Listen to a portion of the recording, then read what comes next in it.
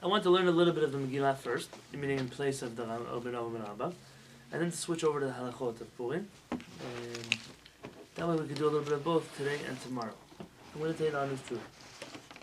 Baruch Hashem, with halachot, Hashem never lets me down. I always am able to remember the halachot and to teach the halachot. And as the years go on, they're like a table spread out. When it comes to the Agadot of Chazal, the teachings of the Megillah, I didn't have a chance today to review like I should have. I was busy dealing with other people's lives. Everything is good, Baruch Hashem, but I just didn't get a chance really to sit down and focus. So if it's okay with you, I want to learn with you, because I'm also not reading for the first time, but refreshing my memory in the Megillah. This year I have my hands on Peritz's notes on the Megillah, which I don't believe I've ever taught before. And I don't know how far we'll get, but to be able to go through the Megillah and to see things a little bit differently. Could I borrow a piece of paper? I apologize. If you want a Megillah, you can. You don't have to have a Megillah. It's not that pressing to have. Just if you want to follow along. This is my parents' chumash.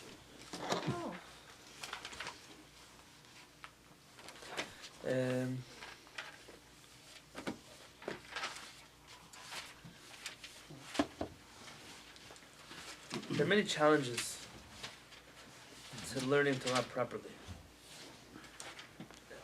The greatest of them all is something that the whole world is experiencing today, and not just the Jewish community. They had this movie called Screenagers that went out. And I want to tell you the truth, I'm not a big fan of blaming teenagers for all the world's problems. Their parents are just as addicted to their cell phones as they are. So I'm not a big fan of this title or the attitude. But, and there's a big but, today I got a box of books delivered to my house. I was able to get my hands on the writings of some Chachamim that for a while I've been trying to... Not that they're so rare as much as they're just elusive, especially in the United States. One of them, Megillah Ester, was one of the precursors, a Sephardic precursor to modern religious Zionism. One of his, I don't know if you call him his rabbi, but a person he learned a lot of Torah from, was a rabbi by the name of Rabbi Yehuda Bivas. Rabbi Yehuda Bivas, and if you've never heard his names, it's unfortunate, but I don't blame you. It's part of whitewashing the history of the Jewish people in the state of Israel. Literally whitewashing. Rabbi Yehuda Bivas was the rabbi of none other than Theodor Herzl's grandfather, who was somewhat Sephardic. If not actually Sephardic, I'm not familiar with the exact lineage, but prayed in a Sephardic synagogue. Rabbi Yehuda Bivas was the first rabbi that we know of, at least that I can point to with a solid pointer and say, he took Zionism from being a religious pursuit of just praying all day to a political pursuit. He was the first one to start pushing a political return of the Jews to their land of Israel. Theodor Herzl records that as a little boy he would go with his grandfather sometimes to synagogue and hear Rabbi Yehuda Bivas speak. And so somehow Theodor Herzl ends up with a credit for founding a Jewish state, but not the Chacham who was actually giving those speeches when Theodor Herzl, before he was even born. The Rabbi Yonatan is like a continuation of this tradition. And he wrote a number of books, and I got my hands on his books, as well as a Chacham, an Ashkenazi Chacham, called Rabbi David Friedlander was a big reform enemy of Israel. Rabbi Natan Friedlander. He is... Have you heard of Rav Tzvi Hirsch Kalischer before? Mm-hmm. Rav Tzvi Hirsch Kalischer was one of the early figures of Ashkenazi political religious Zionism. He was a rabbi who believed that Mashiach was going to come naturally. The Jewish people were going to return home by taking over their homeland again. Mm-hmm. And he found a friend in Rav Natan Friedlander, who had been writing about this for many years, and then they met each other and became best friends.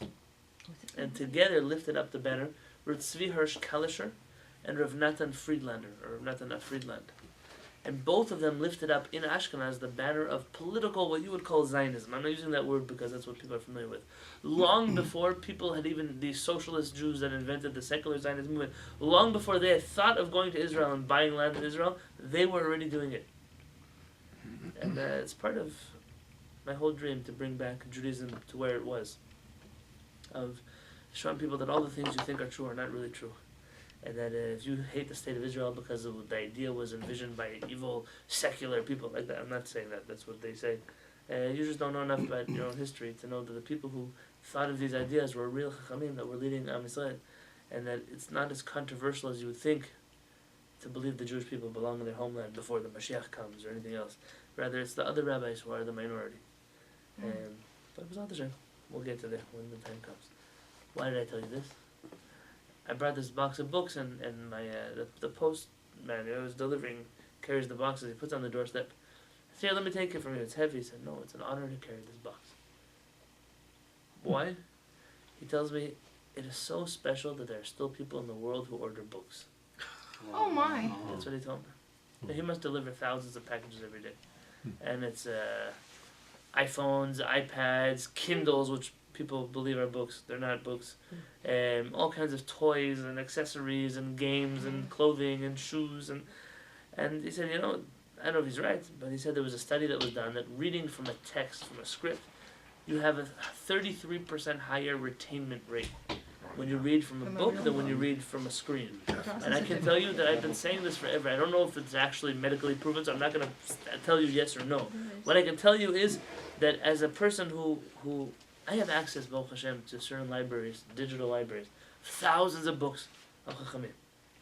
And I yet was never the person who brought my laptop to the Beit Midrash and looked at PDFs of them. I don't remember things that I read on the computer. When I have a book and it's in print and it's in front of my face and I can take it out and point to a paragraph, I remember which side of the page it was on. It's a completely different experience for me. And there's a novel that was written, Fahrenheit 451. Remember this book? Oh yeah, sure. It's a long time ago. This book is almost prophetic in its nature. Oh, yeah. Where the government outlaws, many years since I read it, I was in school, but the government outlaws reading and books, and they burn books. And There so was the a law. movie about it. Yeah, they made a It movie. became a movie too? I don't know, I didn't watch the movie. I don't know. It became a movie, yeah. Yeah. And I remember reading that book and I was like gripped with terror. Like, what would our life be without books?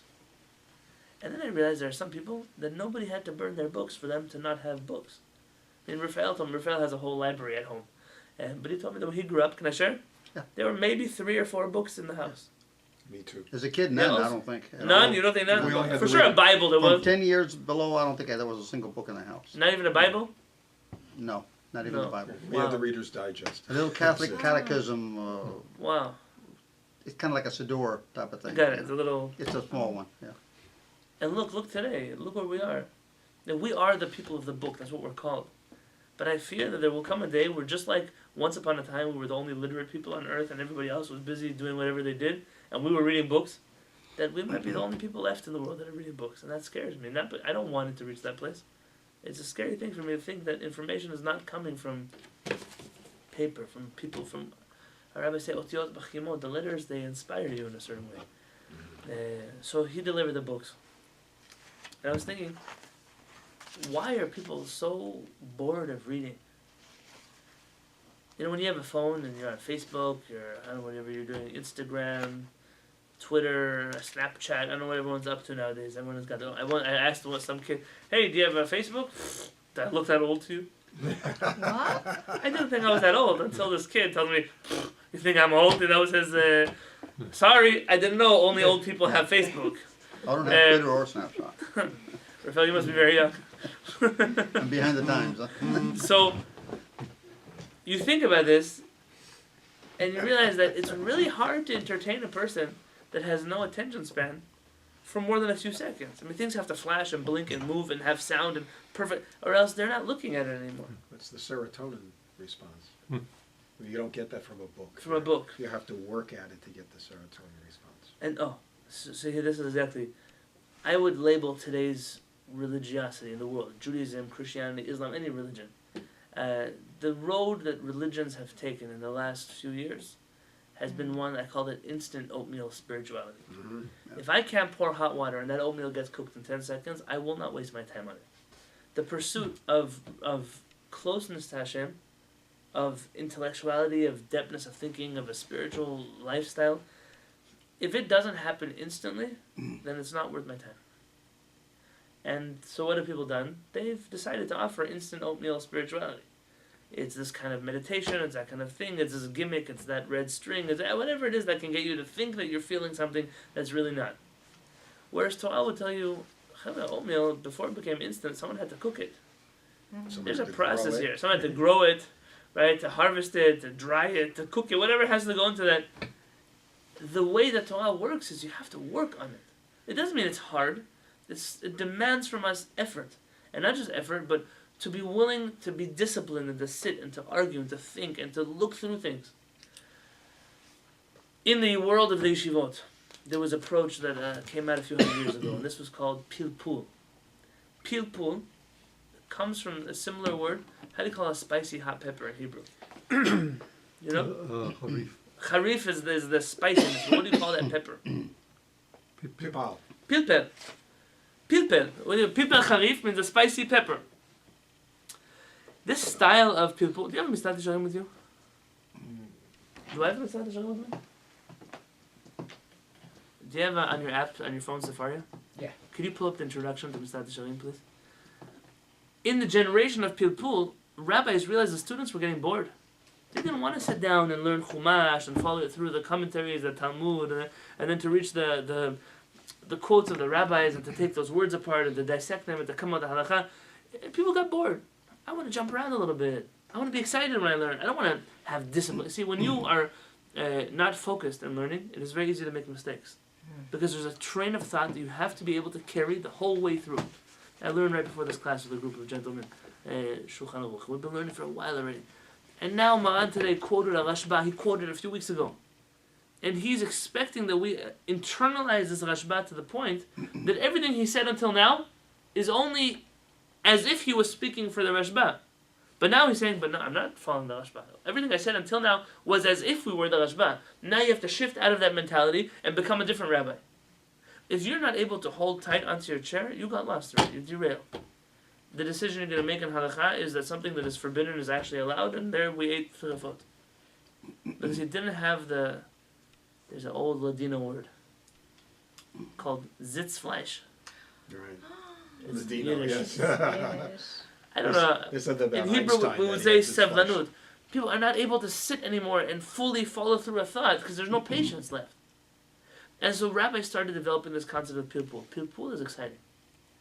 You know, let's not focus so much on the page of the Talmud. We found a sentence here. There's another sentence, another passage of Talmud that says something similar, but it's a few letters different. Let's start to ask, why over there did it say this, and over here it says that? Oh, must be, there's a third Talmud. They start jumping around to hula hoops and all kinds of wonderful things like that. And then they come, wow.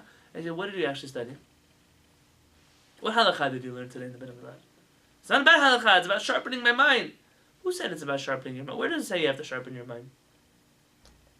What did it add in your emunah of Hashem? No, it didn't add anything in your emunah of Hashem. But the other way of learning is boring. Because Rashi says it's like this, the Rambam says like that, and I don't have any room for freedom of expression. I need creativity. And instead of realizing that there's a beautiful path that's already been blazed, and I'm sure there's what to add to this path. For sure you can pave the road in a way that nobody else did it before. But why do you have to go looking in the jungle for something that we already found? But isn't there the sense, like in your case, where you decide not to be a kollel learner the rest of your life, that when you're learning for the sake of taking care of people and helping them, and that how important it is in people's lives to have a hair's breadth decision-making ability, I think it kind of motivates you to want to study that way more. For sure, but if I understand what you're saying correctly, very few rabbis ever believe that they have the ability to be posek a halakha now. And Really? Yeah, for sure. Most rabbis, you ask a halakha question, they're like, I'm not a posek, I can't answer that question. That's true. And they're trained already from the beginning that their rabbinate is a joke. Which is why, and now understand where this takes me. Last night I was sitting with my wife somewhere, and I had this epiphany. I said, do you know what bothers some people? Why does it bother anybody that I sit on a bedin doing a conversion? The attitude is, if I can't do it, if I'm not qualified, so why is this little guy able to do it? I mean, it comes from a place of jealousy. As if like... Yeah, I would say it is. And Yeah. but if you know what I have to go through, what kind of jealousy? But what do you see from there? This rabbi was trained from day one. Doesn't make a difference how great of a community you're going to have. Doesn't make a difference how famous you're going to become. You will never sit in a bed din. There's someone else in Los Angeles or New York or in Jerusalem. That's their job, and all your job is to push them in that direction. And what that does is it essentially, I don't have a better word, but it emasculates the chacham. So what am I really? I'm a glorified social worker. I put on parties and events and things like that, but I'm not good for actually doing what it is that rabbis have always done. But that article that you posted a while back about the rabbi in Canada? Which one? Oh yeah, exactly. No, exactly this. Nachon, you're They had right. a blacklist, but there was no blacklist, but they're black, or the criteria that they were supposed to have, but they never put it out, and then they started. Oh, right, blacklisting yeah. people. So we've trained a whole generation of rabbis to know that practically, in terms of influencing Judaism, they have no say. That's for the Gdolim to do. That's for the big rabbis. That's what's left. The only thing you can study with them is going to be you have to fill their time with something else. But they have no idea that this is what they're going through. They're not aware that this is the way they've been. By Rabbi Peretz, I remember sometimes we would try to take him on a tangent. Well, if the Ramban is correct, and he would look at me and he said, Rabbi Yonatan, when on earth is that situation ever going to happen? I said, it doesn't matter if it's going to happen. I just want to know if that would happen, what would be? He said, focus your times on things that are relevant. But I'm not used to that. Where I came from before, you can build the mountains in the air and nobody cared. That's all that learning was good for.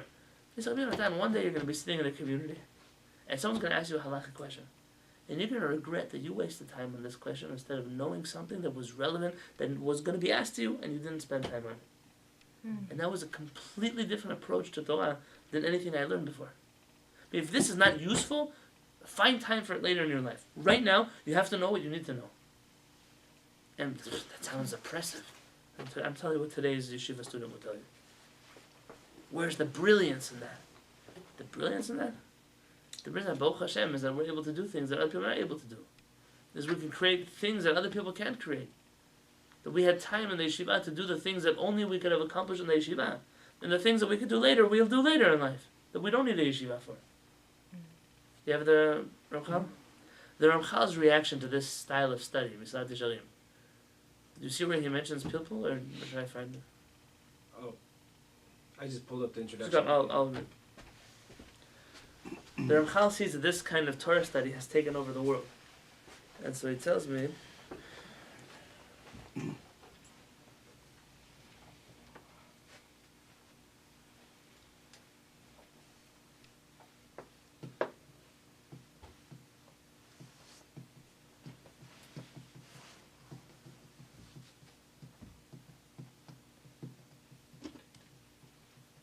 the Ramchal is making fun of the path of righteousness that was created in his generation. These people that think that by chanting Tehillim all day long, that's what's going to make them righteous. He mentions a few things that they never sat down to study actual Torah. It says,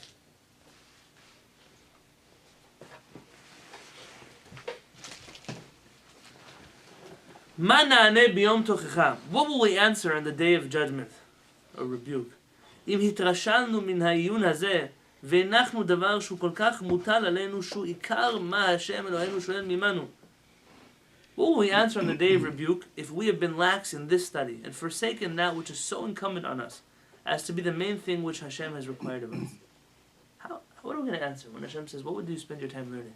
I say, this is what I learned. That's not what you're supposed to learn. הייתכן שיגע ויעמול שכלנו בחקירות אשר לא התחייבנו בהם? Is it conceivable for us to exert our minds and labor in logical inquiries which we are not obligated in? בפלפולים, that's a trigger word. אשר לא יצא לנו שום פרי מהם? In sharp discourses which will bear us no fruit? ודינים אשר אינם שייכים לנו? And the study of laws which are not relevant to us? ומה שחייבים אנחנו לבורנו? And that which we actually are obligated to our Creator. Chova rabba, tremendous obligation. Na'azveu lehergel, we're going to abandon it to habit. V'nanichehu lemitzvot anashim ulumada, and we will surrender it to rote practice. And that's he follows that with saying to go back to the simple things, right? Or to the things that well, he's talking about the study of Musar specifically, but this type of Chassidut. Thank you. The Ramchal is telling you, what are you going to answer after 120 years if everything that you studied until today was for nothing? We're taught today, it doesn't make a difference. As long as you're studying Torah, it's good. It's not true, says Ramchal. There are things we must study. There are things we're never commanded in. There are things which Moshe Rabbeinu didn't even hear about them in Mount Sinai that people make up today. Because they're not true.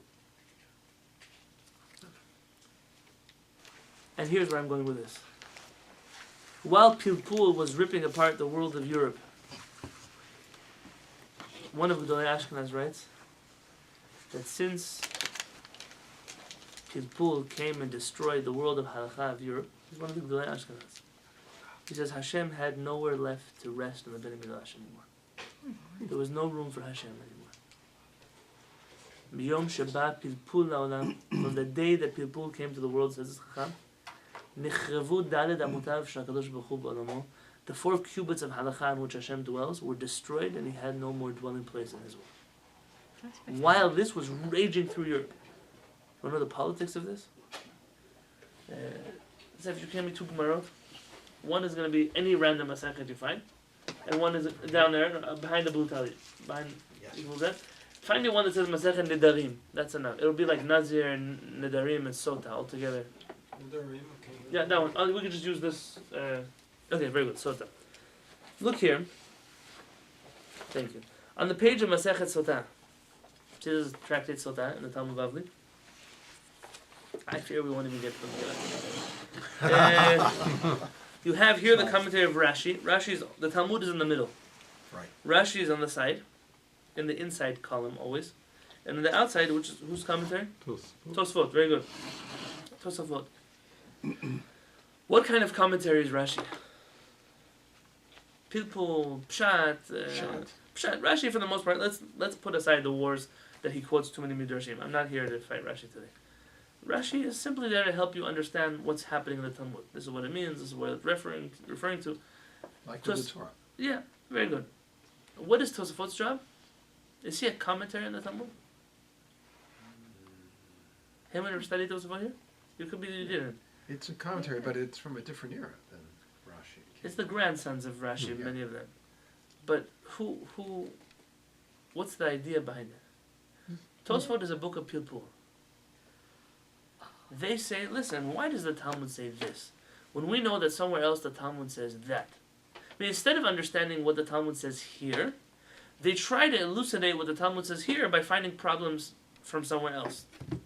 This has become the main way to study Talmud today. Talmud, Rashi, Tosafot. This Talmud that we use, it's become such a big deal that when Rabbi Steindal's put out his first Talmud, and he didn't keep this page intact, he broke it up into vowels and sections, Right. they banned his books in Israel. Until today, you go to an ultra-Orthodox yeshiva, you can't bring his Talmud there. Now, there is a political side to this. I'm not here to talk about that on camera. But this page is called Surat Adaf. It's the holy page. How could you break up the holy page of the Talmud? Do you know where the holy page comes from? This holy page comes from where? Other broken pieces. Like the golden edition. This page, you ever seen it? That's the beginning of every Talmud? Yeah. It's the Vilna edition of the Talmud. Vilna. In Vilna, for the first time in history, they put commentaries on the Talmud in this specific order. And the commentaries they chose were Rashi and Tosfot. There were wars in Ashkenaz. Why are you going to put Tosfot on the page? If you put Tosfot on the page, the world of Pilpul will have won. So who do you want on the page? The other option for who they should put on the page was a Sephardic rabbi. His name was the Ran. Have you heard of the Ran? Mm-hmm. Rabbeinu Nisim. Rabbeinu Nisim, if I'm not mistaken, was from North Africa. Don't hold me to it. Rabbeinu Nisim wrote a commentary like Rashi, but it's longer. It explains more. It doesn't bring you from this Talmud to that Talmud, but it gives you a lot of understanding. It's deeper than Rashi. Rashi is very concise and it's very good if you need to go fast. Ran is going to help you understand a little bit of the halakha behind it, a little bit of the background behind it, some depth to it. The only tractate that we have that has the Ran on it is one where we don't have a real Rashi. And you find that even the Vilna edition in Masechet Nedarim had to print Rashi and the commentary of the Ran. if the Talmud would have had the run on it, the way they study Talmud in Yeshiva today would be so fundamentally different that you wouldn't be able to recognize the Gemara at all. Can you find the commentary on the Ran? Yeah, it's in the back. They put it in the back of the book. Every No, Gemara has it in the But back. can you get like a whole commentary for the Talmud on the Ran? Yeah, every Talmud has it in the back. Oh, okay. Yeah, you could always, every Talmud comes with it. But most Yeshivot don't even bother studying it. The path of straightforward Torah learning was effectively abandoned. And even today, when I was looking to go to Yeshiva in Israel, so I was sick and tired of Pilpul and this whole approach to Torah. Forget the politics, just the style of study. I reached out to some Sephardic Yeshivot in Israel. I got a recommendation that one of Rabbi Yosef's sons had opened up a Yeshiva to restore the original way of studying Sephardic Torah. I was very excited about it. And I called, it was the 12th grade, and I called and spoke to whoever was in charge of the Yeshiva. Oh, we don't study like that anymore. Why not? We tried, and what can we do? Everybody wants to study Pilpul. So we were left, I quote, with all the dumb Sephardic kids. What? Like that. The Ashkenazi guys wouldn't come because who's going to come to the Sephardic yeshiva? And the really good Sephardic guys, they wanted to go study in the Ashkenazi yeshivas. So we were left, I quote, with the dumb Sephardic kids. Wow. So instead, they decided to study like in an Ashkenazi yeshiva and just become another one like the rest of them. But they got back their target audience, which I guess they were looking for.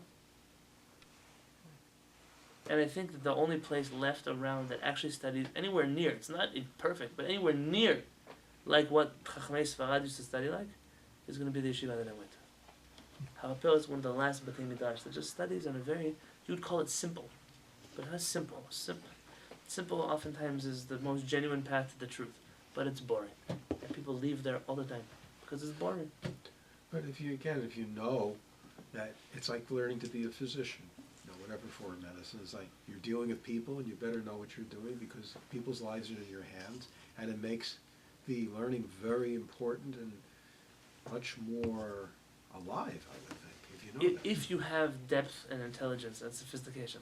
Okay. But if you're trained in a world where that is not considered depth, or nor is it considered sophisticated, so essentially we've set people up for failure. Because even when this approach is looking at them in their face, they don't know what to do with it. They're not sure what to do with it. But they're there to serve the Jewish people. Forget the fact, let's say even the average rabbi that went for some 10-month or year smicha program where they taught him kids Shulchan Aruch, do this, don't do that, do the next thing, that's fine. They're going to know what to regurgitate when somebody asks them a question. It's the approach of how do I study Chumash. Every guy who studies Chumash, the first thing, they're quoting the Zohar and the Midrash and the Gematria, they're flipping letters upside down, they're putting words out of order. What about what it actually says? Can you first tell me what it actually says? Before you interpret the Chumash for me, can you tell me what the Chumash says? I'm okay with interpretations. But before you interpret, did you understand what you're reading? Because if what you're reading doesn't fit into what the Chumash says, then as wonderful of an interpretation as it is, it's not the Chumash. Now to say this in today's world, you almost just, what, you're a heretic? No, I'm not the heretic. I'm the one that's telling you to study the Chumash. Who's the heretic is that other person. The Talmud. There was a famous story. Rabbi Shalom Asas records in the name of the Pachad Yitzchak. I believe the Pachad Yitzchak was a rabbi by the name of Rabbi Yitzchak Asabag. It's all the same last name. It was his rabbi. And he was called the fear of Yitzchak because they say when he was in the yeshiva, people were trembling in fear from him. He was the real deal of a strict chacham. And every time there was a rabbi that was traveling through the city, Sephardic, Ashkenazi, where in Morocco, people collecting money. It wasn't like today. They send you real rabbis because that's how you're going to get money. If I send you the Rosh Yeshiva, you're going to donate. He would always offer them to teach in the yeshiva class. And one day, this Rosh Yeshiva came, and he came there to teach, and he started teaching Pilpul. He said it was about 10 minutes into the class, and Rabbi Yitzchak started screaming, "Stop!" He didn't know what happened then. He said, "Tell me, how many more minutes are you going to speak like Pilpul?" I said, "What do you mean? This is how we learn." He said, "See all my students? They don't have enough hours in their life to waste their time on the kind of Torah that you teach. So either you teach Torah, or you please leave the yeshiva." And he left. He said, there is no room, there's no time in our day for this kind of study of Torah. Today when you go to class on Parashat Shavua, everything is They studied everything except for Pasha Shavua. Everything. You go to class in halakha, they teach you this custom and that custom, but everything except for what the halakha actually says. I've been to halakha classes where I've asked the rabbi, do you know what Shulchan Aruch says? And he'll say, that's in the Shulchan Aruch. What? And you open Shulchan Aruch and it's the first halakha in the Shulchan Aruch. How are you given a halakha class? You don't even know halakha. You see, if I cared enough about those who are teaching Kabbalah, I would do the same thing to them. Can you tell me where it says that in Kabbalah? How can you be a Kabbalist if you don't even know what it says? I mean, let's assume you're a Kabbalist. Where do you get your information from? The world is upside down. Kidot tapuchot hema. It's an upside down generation. So why am I telling you this? Because I want to study with you Megillah Ester. With the commentaries of our parents that are boring. I'm telling you now they're boring. What am I boring? They're simply telling you how to understand the Megillah. Not some new commentary you never heard of before. Not some thought that you never thought of before. In that boring Torah, I'm using boring with a compliment this time. In that boring Torah, you'll realize just for a moment, and I might not be a good messenger, but just for a moment to find that bit of truth that actually is in the Megillah, the steps of why things happen and how they happen. And the Megillah is the most challenging book to study with Pshat. Why? Because it doesn't even have Hashem inside of it. It's not like you see the splitting of the sea happening here, there's no plagues, there's no, wow, Hashem is here. To find Hashem in the Megillah takes a lot of work. A lot of work, tremendous work. But that's our job. And the Megillah teaches you how to find the Kodesh Baruch Hu in your life. And if you know how to read the Megillah properly, it will show you in your life how to learn your life properly. How to look in your life and see, hey, just because Hashem isn't splitting the sea for me, doesn't mean He's not making miracles for me. I told a story, when did I tell it? I told a story today in the morning. I'll share it with you now. And this is my introduction to the Megillah. When I was dating my wife, one of the biggest struggles that my wife's family had to go through was the fact that there was nobody Hasidic to vouch for me. I'll explain what I mean. In their communities, rightfully so, the way they get married is they don't date. So because they don't date, they have to know everything before they date. Everybody lives within like 12 blocks from each other. And everybody knows everybody. If I don't know enough about you, so I'm going to call you a teacher. I have a friend who knows a friend who has a friend. They're going to find out if my wife failed first grade. They're going to, for real, don't joke, the things that people ask. They're going to find out what year of her life one of her siblings got divorced. They're going to find out how many times they took a trip to Israel and they're still saying they're broke. They're going to find all kinds of things out about them. And therefore, by the time you got on a date, it's really just, can I stand to look at your face for the rest of my life?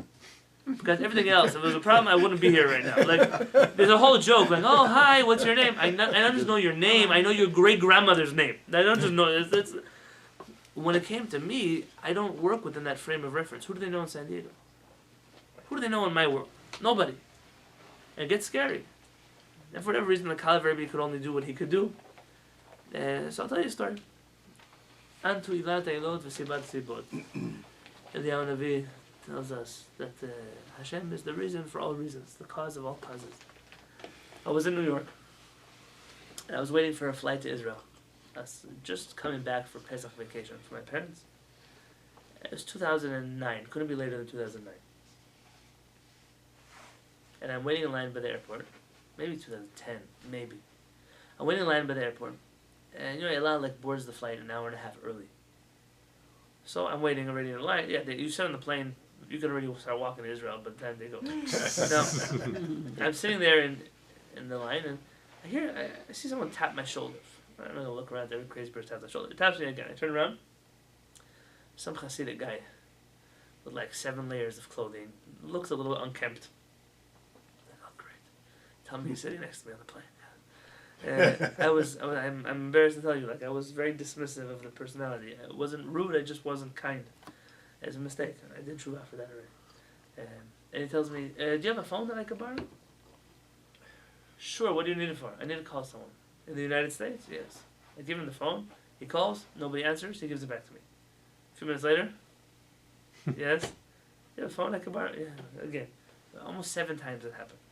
7th time, he reached somebody. I'm like, Hashem, you are testing my patience. I was like, I'm halfway to Israel. I still have 12 more hours to go. And at a certain point, he gives back the phone. He finished talking in Yiddish to whoever he was talking to. And he says, "Oh, so who are you?" I said, "Yonatan Halevy. What do you do?" And I said, "I'm a rabbi in yeshiva in Israel." So he tells me, now he starts talking to me in third person. Because I'm a rabbi, so you speak to me, would the rabbi like this, does the rabbi that? And he's like, already give me respect. Like right now, I'm just weirded out. I mean, he's at least 30 or 40 years older than me, and I'm busy, the rabbi this. I was exaggerating, maybe 25 years old. He said, "Oh, not my age." And okay, so fine, he's doing this, doing that, we're talking. And then we get to my mother, and he says, "Oh, I'm from Bnei Brak." And I told my mother went to seminary in Bnei Brak. So, well, maybe your mother knows my family. I looked at this guy and I'm like, "My mother probably doesn't know your family. Like, don't get your hopes up yet." And I said, "But who's your family?" He said, "Have you heard of the Dvorna Rebbe?" It's a big Hasidic Rebbe in Israel. He said, "Yeah." I said, "Well, he's my dad. And I'm the Rosh Kollel. I'm the head of the Hasidim here in America, in New York. I'm the head of the Beit Midrash in New York." I'm like, "Oh, never judge a book by its cover." He said, "So you're a rabbi also?" And I'm talking to him in third person. You know, I'm the third person this, third person that, with the rabbi like this, the rabbi like that. His name is Rabbi Yosef Rosenbaum, or Bloom, if I'm not mistaken. And we became very good friends. He moved his chair to sit next to me on the plane. And now, I was expecting to lay back, watch some movies, something like that. Now, instead, I'm stuck with a grand rabbi over here next to me. And I have to pretend to be a rabbi also, so now I have to leave my jacket on. whatever stuff is going on in the plane. You always want to get on a plane and nobody should know you. Like, I'm just another person that... okay. So we're talking, we fight about kitniot and Pesach. I still remember, he held that if someone cooks rice in a pot, that the pot becomes not kosher. And that even if after the Ashkenazi person can't even eat carrots that were made in the pot that once rice was cooked inside of, because the minhag is stricter than the halakha. We were fighting like a cat and a mouse on the plane. And then it reached a certain point about he was talking about dating, and there was somebody in his family that was dating, and she wanted the father to choose the groom for her, and he suggested, "Don't do that. It's good to date a person to find out who they are, and if you're going to be married to him for the rest of your life. You want to find don't think like date, go to the movies or something. Date, like, get to know the person before you marry them." And he said he was considered too liberal for that, and that was a hard time. He was getting a hard time from his family members because of that. Okay, we ended up in Israel. Very nice, exchanged phone numbers. He called me every once in a while to try to get me to marry somebody that he met somewhere. And I have this girl for you. Okay, thank you very much. And then something happened. He just disappeared. His phone number changed. I couldn't reach him anymore. I figured, okay, life. Maybe he changed job. Maybe, I don't know what happened. Who knows? And 2012, going on 2013, it's already 2013. It's my wife and I are almost getting engaged. We didn't know that yet. We thought we were going to have to break off our relationship. And my brother-in-law, Sruli, you know Sruli? Mm-hmm. So he flew to Israel, and while he was in Israel, he had a classmate. And this classmate became a Hasidic Rebbe. Now, it's very incredible, because if my classmate became a Rebbe, like, I would go play a prank on him or something. But Sruli is really Hasidic, so he went to his classmate to go get a blessing. Which, like, for me, is mind-blowing. You know somebody so well, and you still respect them like a Rebbe. So he went to him, and he says, "Rebbe, I have a sister, a very good girl. She's trying to get married to a guy. I know him. He's a really sweet guy. And my parents are just being obnoxious about it, because he has no Hasidic background or nothing like that." And he says, "Yeah, where's he from?" He's from California. So the Rebbe asked him in Yiddish, "Where in California?" He says, "Well, the Rebbe knows California. Like, the guy never left New York or Jerusalem or wherever he lived." He said, "Tell me where." He said, "San Diego." He says, "Don't tell me the boy's name is Yonatan Halevy." And now Sruli's looking at the Rebbe, and he's like, "What? How do you know Yonatan Halevy?" He says, "Once I was waiting in line for the plane, and there was the guy standing in front of me. Turns out that his father had passed away, and he became the next Dvorna Rebbe. And that's when I lost touch with him, because he moved back to Israel. He got a new number. He became a Rebbe. He probably didn't answer his phone anymore. Someone else answers his phone for him. And he's like, "Don't worry. I'm vouching for him." And he got involved in that process, and Baruch Hashem, it helped smooth things out. From some guy behind me in line that I wouldn't have given a second thought to. And even like once we got, we lost touch in Israel. Big deal, wow, I'll meet another guy somewhere. It's unbelievable the way HaKadosh Baruch Hu orchestrates the world. Because that means that already then, Hashem knew that I was going to meet somebody that needed this kind of connection. Which means that it's not just happenstance. It didn't just happen that I met some girl and that I liked her and that we got married to each other and we fought and we won. It's not the story. The story is that HaKadosh Baruch Hu was involved in the details of this process. So much so that, what is it? Shlach lech machal pnei hamayim. The pasuk says, "Cast your bread in the waters." Because one day you're going to need that bread. You don't know when, but you're going to need it. Like the Penelets told us, never be dismissive of a person. So not even a little non-Jewish idol worshiper who's an orphan in the street. Says, Ki malchutayu, his kingdom is right behind his ear. You don't know, maybe he'll be the king. Maybe he'll be the president. Maybe he'll be somebody famous. You don't know.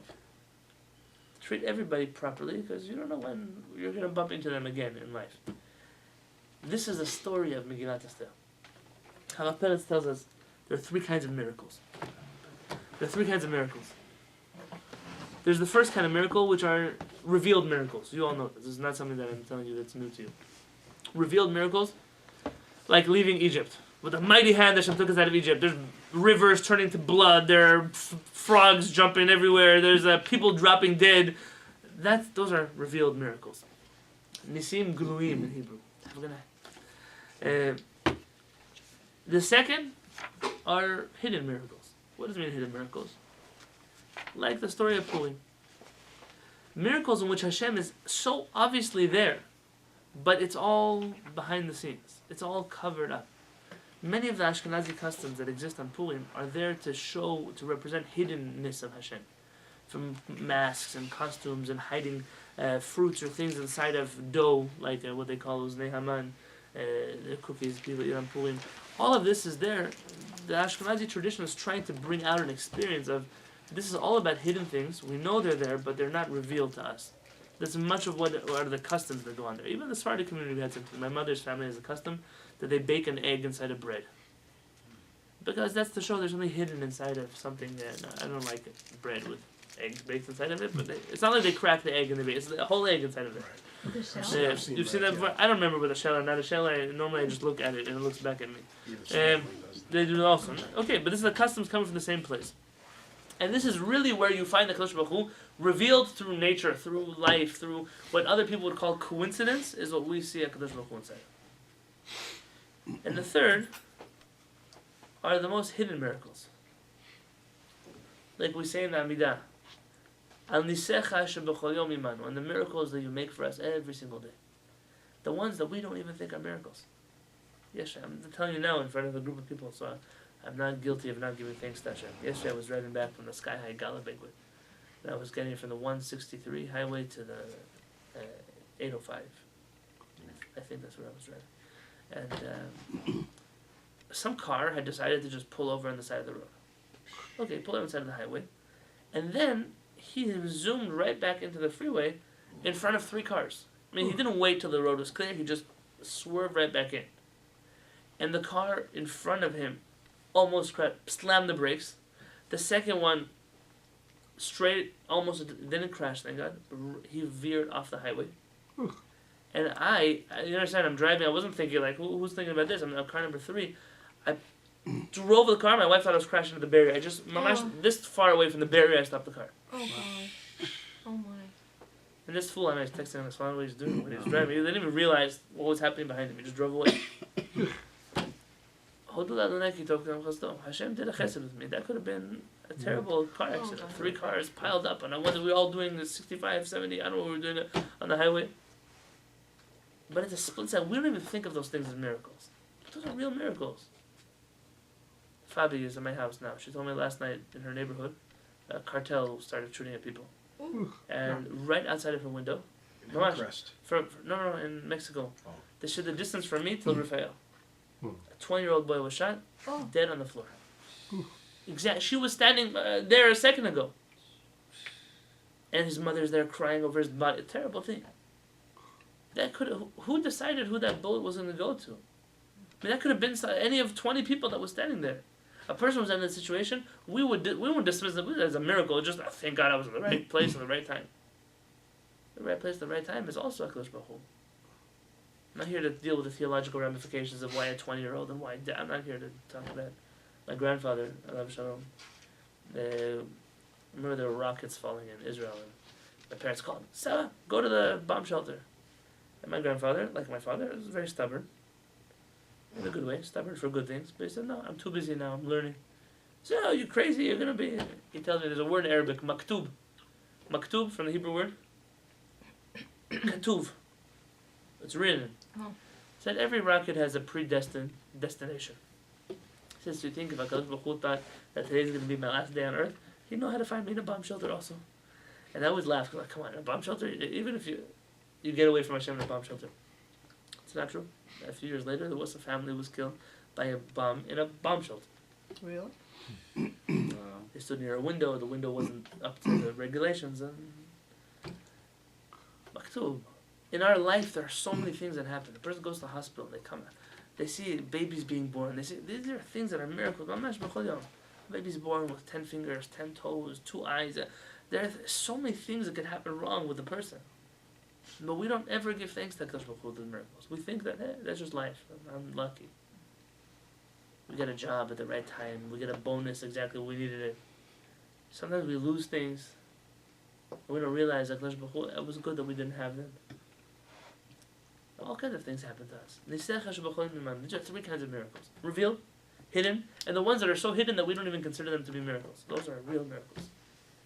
But when you do realize those hidden miracles, sometimes you feel almost, wow, deserving some, it's like, what did I do to deserve such... Correct, it's a humbling experience. Hashem ki tov. Right. Like, really. What does David HaMelech say? Ma ashiv l'Adonai. What can I possibly pay back to Hashem?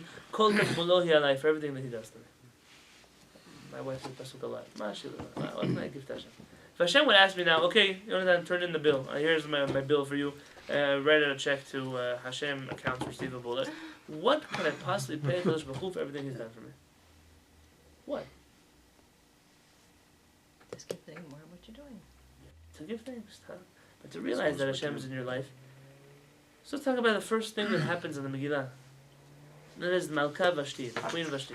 Queen Vashti, they say Vashti, but Vashti is in Hebrew. What did she... She's the queen of the whole empire. You know that she's the reason why Achashverosh is the king. There's a commentary of the Malbim. I don't know if the Malbim, everything there he says is accurate. I'm not sure. He has a lot of theories that go on inside of the Megillah. But something he says here is very interesting. The worst person, strategically, for Achashverosh to kill is going to be his only claim to the throne. Really? Which is Vashti. Stupid. I mean, we in the Megillah, we struggle to consider Achashverosh evil, even though he's evil, because sometimes we just wonder how stupid he is. Like we fluctuate between evil and stupid. It's just a back and forth. We don't know what to do with this guy. You know, he's making a party in Shushan HaBirah, but Shushan is not the capital of his kingdom. The Malbim points out that in previous kingdoms, I don't remember the city, but the capital was in a different city. Why is he making the capital here? Because he doesn't have a claim to the throne, he has to declare his capital city away from everywhere else.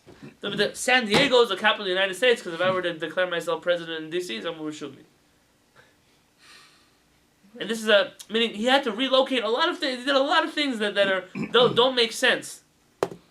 Between him and Haman, one was a barber, one was cleaning up the waste of the horses in the barn.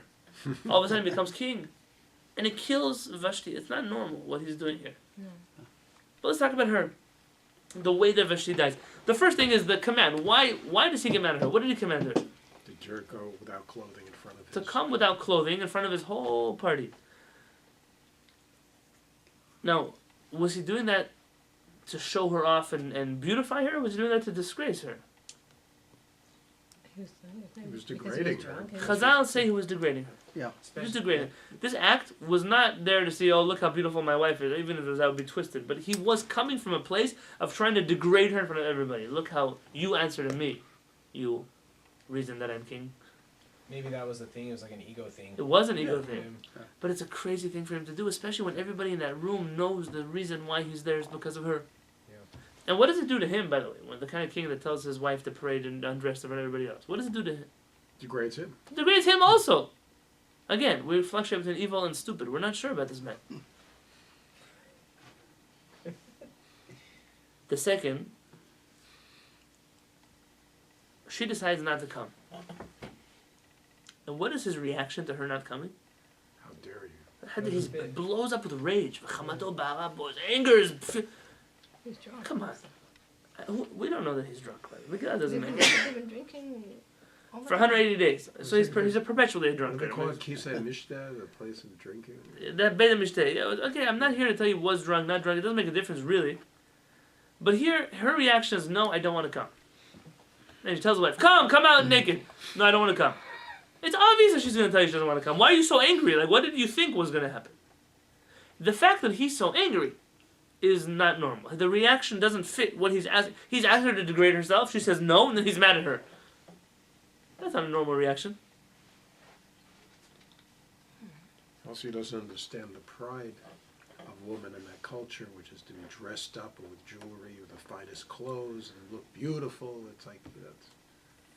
Yeah, but this whole, just the fact that he commanded such a thing in the first place is questionable. Why did he do it? Now what happens? He's so mad at her that instead of taking her to court, putting her on trial, something to that effect, he immediately at the meal gets together all his other drunk friends and says, we have to make a trial right now. That's how angry you are? At your wife for doing something that's very reasonable, what she's saying? Well, people have, there's a whole new world of, there's Jewish women's circles of making Vashti the hero of women's rights. Oh, come on. Yeah, there's people, I've been reading articles, Lo Yuman Fi Supa. Really? Because she's the first Me Too. That's what they're writing about her. She's the first person who was forced to do something sexual. She stood up against it and she was murdered by man for doing it. I want to tell you the truth, guys. Vashti is not your angel. She's not a saint. She's not someone special. Chazal, the things she did to the Jewish woman, she would make the Jewish woman undress, cleaning the streets of Shushan. The terrible things that she did to other people. That she's no hero in the story. It may be tragic for her that she dies this way, but for us, it wasn't a tragedy. What do I care if Hitler was blown up or he was shot at the head? The guy's dead. I don't really care what happened to him. I don't feel bad. What was he thinking in his final minutes? That thought never crossed my mind. Like, poor guy, must have been really difficult for him. Him? Why having mercy on him for? Why does it even go through your head? Yesterday in Israel, there was a famous Knesset member that she was accused of going to visit Arafat's grave. An Israeli woman. And they said, I never was there. And then somebody published a picture of her standing there. It's like, sometimes people are they're just, what are you as a member of Israeli parliament? And watch, tomorrow she's going to come back and say, oh, I'm for Jewish rights, we hate the Arabs. One day you're like this, one day you're like that. It's a crazy... Politics. It's Typical politician. Yeah, really. So not only does he judge her, I mean, he can remove her as the queen, he can divorce her, send her off, but they decide to kill her. What did she do that is worthy of the death penalty? Okay. There's a complete... The things that we take for Disconnect. granted, but these things don't make any sense if you're thinking straight as a person.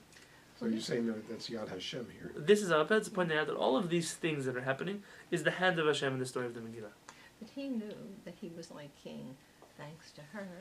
So, I mean, probably the stupid ego probably wanted to feel, well, I'm going to trump her. I'm going to get rid of her. And I'm just going to be the only big guy around. Our Chachamim say that the next day he regretted it.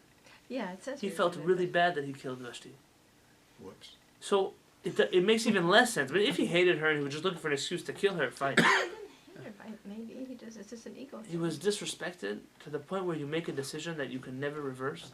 On the spot, at the meal. There's not even a court here. He made a court happen there. They're all drunk. And he was when drunk they on made top of decision. it. What's that? And he was drunk on top of it. Right. A really good person would never get to that point. Haman. I never heard. Vayome Memuchan. There's a man named Memuchan. Memuchan is Haman, our rabbis tell us. You see the first chapter of there, Memuchan, this name? Memuchan, it jumps the first one. Hey, let's kill her. You fool. You know the king likes her. You know that tomorrow morning when he wakes up in his vomit, someone's going to say, who told me to kill my wife? Haman. You're not afraid? Why do you... Shh. He jumps up like a fool. Memuchan, he was ready, they say, to kill. It doesn't make sense that Haman would be so excited to kill Vashti. What does he get out of it, aside from possible headache? This whole story is Hashgacha Elionah. Siddur HaPeretz, in this meal, where we think the temple is being destroyed, and we're celebrating the fact, we're celebrating that the Jews will never return back home, at this meal already, Hashem is stirring things up. What we think is just the beginning of a story that's not really so relevant, Hashem is removing Vashti from her throne only to prepare the kingdom to have a Jewish queen. And it's for no other reason than that all these things are happening. Achashverosh would not be able to explain to you why he's so mad. Achashverosh maybe didn't have anger management problems. Could be he was a calm guy. But on this night, when Achashverosh is willing to celebrate the downfall of Hashem's people, Hashem says, enough is enough. You think you're going to dance on us? You think you're going to trample us? Watch already now. Already now I'm going to start making things happen. I'm going to put into your mind to want her to come undressed. I'm going to put into her mind to say no to you. I'm going to put her mind. I'm going to make all of this happen in a way that I'm going to make sure Esther will be the queen. Because if not, Esther being the queen, you'd have to find another way to kill Vashti, and that would be supernatural, and then the whole story wouldn't be a hidden miracle. Haman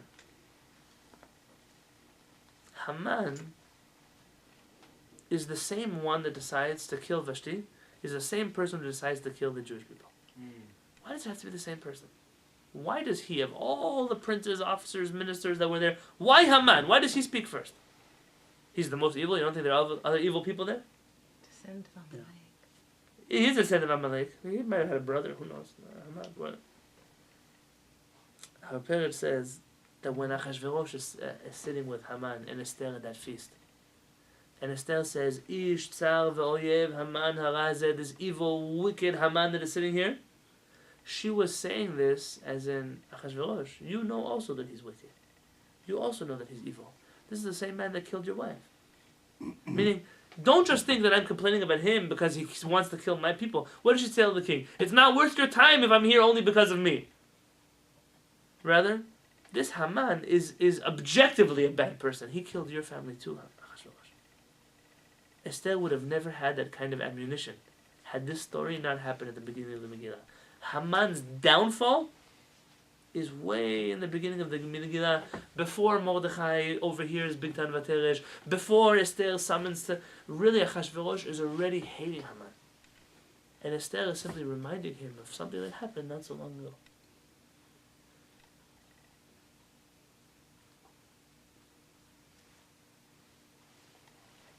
And on top of that, it doesn't help that Haman is the same guy who's trying to kill Mordechai.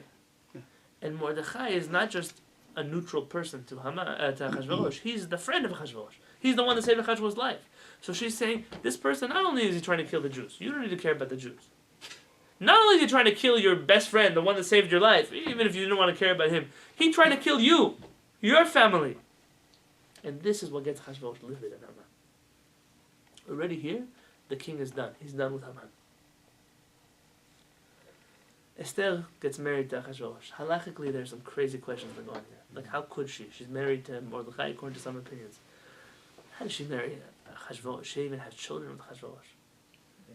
Yeah, the next king of Persia is her son with Achashverosh. Darius, the one that lets the Jews go back to Israel, is the son of Esther. So he's Jewish. Yeah. So the Jewish.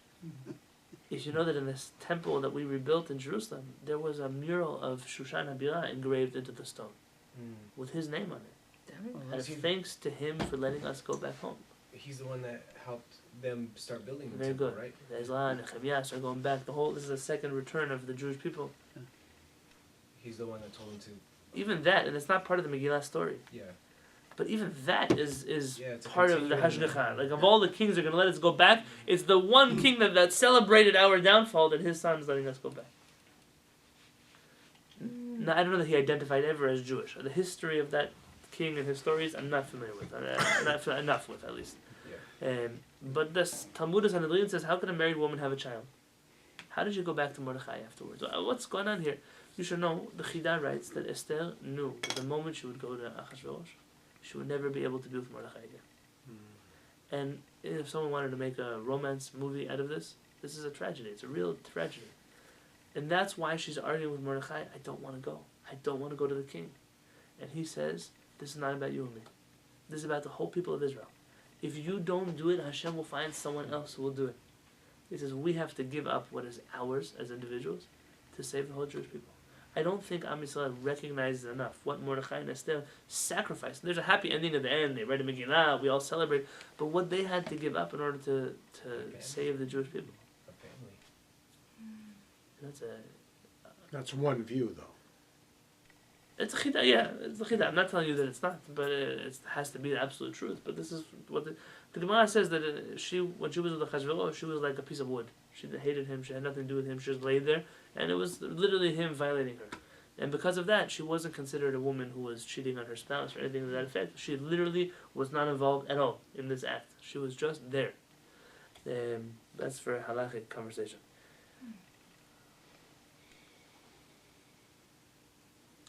the fact that Mordechai tells Esther, don't tell him that you're Jewish. What does he care if you tell me you're Jewish or not? At the end of the day, if he likes how she looks, he's going to take her. It doesn't make a difference if they're Jews. The fact that Esther listens to Mordechai is the reason why Haman is not careful around Esther. If Haman were to know that Esther was Jewish, he would never come to these meals. He would never agree to accept the invitation to hang out with the king and the queen. He would stay away from Esther like he stayed away from fire. But because he had no idea, that was also part of the plan. Part of the plan that this would be his downfall. His ego, his pride of coming to an event because he thinks, nobody else was invited to this feast except for me. Only the king and me and the queen, that's all that's going there. You fool. If you would know that she was Jewish and that she's here to plan your downfall, you would never come. But he didn't know. Also part of the Hashgacha Prati. Maybe just one more thought and then I can continue tomorrow. See what's happening here, by the way? When I told you about Pshat? Pshat is not about finding a letter and words and a gematria and a midrash you never heard of some angel that flies around. And this is simply looking at the Megillah. Simply. It doesn't mean it's not deep. Simply. And trying to find a pattern. Trying to find the story that's actually going on here. We find in the Gemara in Masechet Brachot. Amar Rabbi Akiva says in Masechet Brachot, בג' דברים אוהב אני את המדעים. There are three things that I love about the people of Madai. Remember Paras and Madai, this is the kingdom we're talking about. And one of them is כשיועצים אין יועצים אלא בשדה. When they take counsel with each other, they only do it in the field. So let me tell you a rule for life. You have things you talk to people about. If you're going to put it down in writing, make sure that you're always ready for the rest of your life that somebody will pull it up. Be careful. Sometimes people call me up and they ask me a question. They write me a message. I'll tell them, I'll talk to you about that after the class. Why? Torah Shabbat Peh. This has to be said orally. No record of it. I know it sounds crazy, but you have to be careful. He says, I praise these people that when they speak secret matters, they go out into the field. Why? Nobody's listening. Yeah. In the field, you could see every direction. So you're standing here, and you're talking. You don't know who's exactly underneath you. You don't know if there's a homeless guy under the stairs. You don't know who's hearing you. And they are very particular, this nation of Madai, not to reveal their secrets.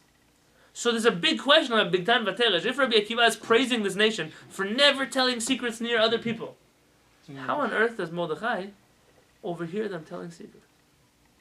They were momentarily not careful in their own culture's tradition. And that was their downfall also.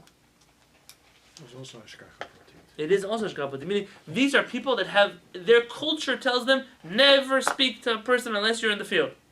And here they're in the gate of the king, like that's a highway over here. And they're talking about killing the king.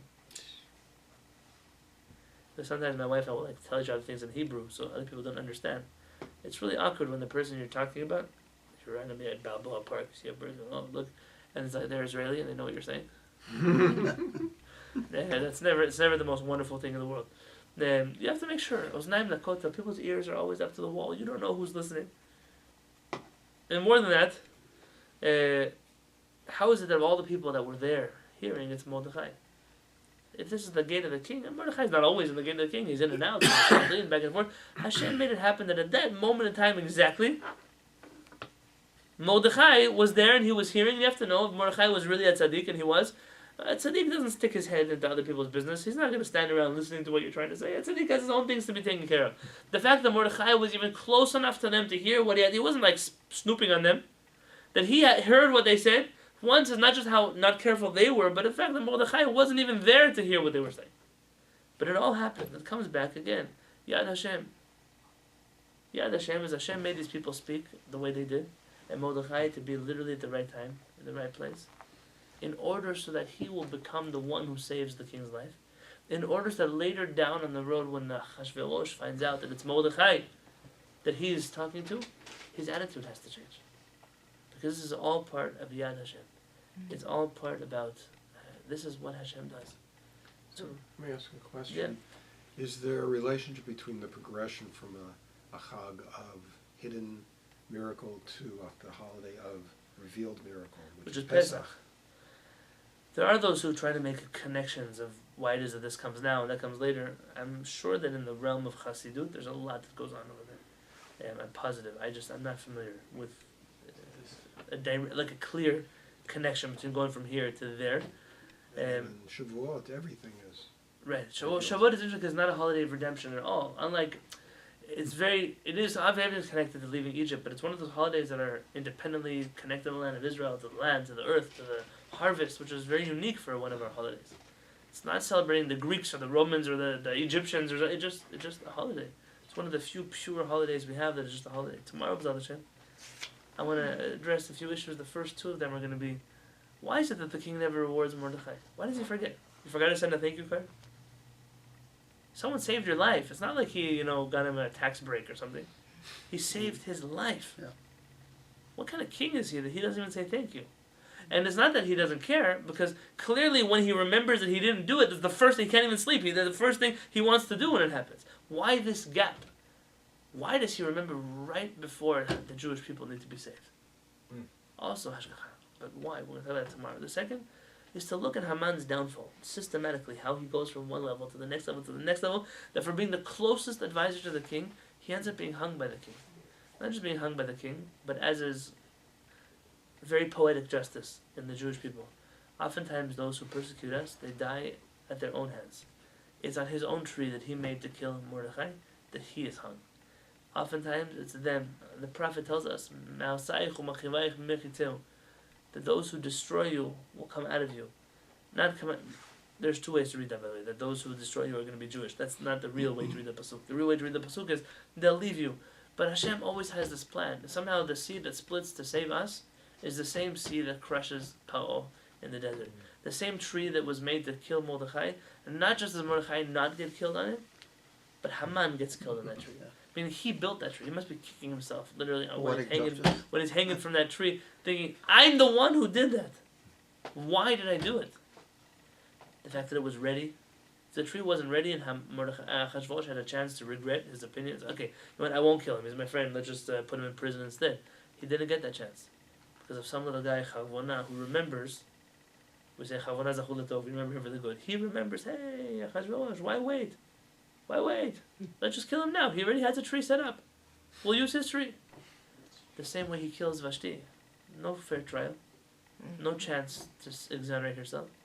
All of these things are connected, and this is pshat. This is what is going on in the story of Purim. B'ezrat Hashem will continue tomorrow.